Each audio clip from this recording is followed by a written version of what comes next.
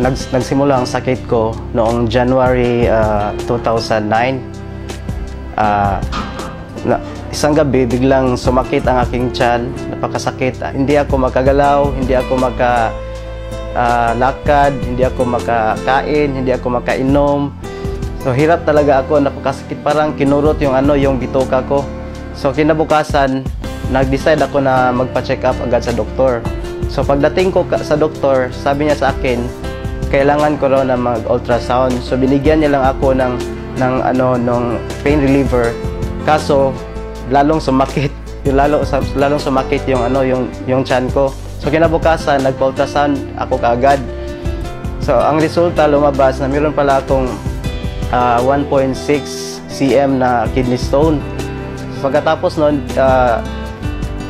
binigay ko ang resulta sa doktor. Binalik ko ang resulta. So, sabi ng doktor, kailangan ko daw na magpa-opera. Kaso walang laser dito sa Tagbilaran. So kailangan pumunta sa Cebu. Wala ako sa kondisyon, so napakahirap, napakasakit talaga. So naalala ko yung kapatid ko na meron siyang ini-endorse na produkto. So tinawagan ko siya. Pagkatapos noon, dumating siya, nakita kami. So binigay niya sa akin yung C24/7. So sabi niya sa akin, subukan mo lang yan. Dahil makakatulong yan sa'yo. So sabi niya sa akin, inumin ko raw 6 capsules per day. Ininom ko lang yun. Kinabukasan, naramdaman ko na medyo guminhawa yung pakiramdam ko. So makakain ako, makagalaw na ako. So pinagpatuloy ko lang yung pag-inom.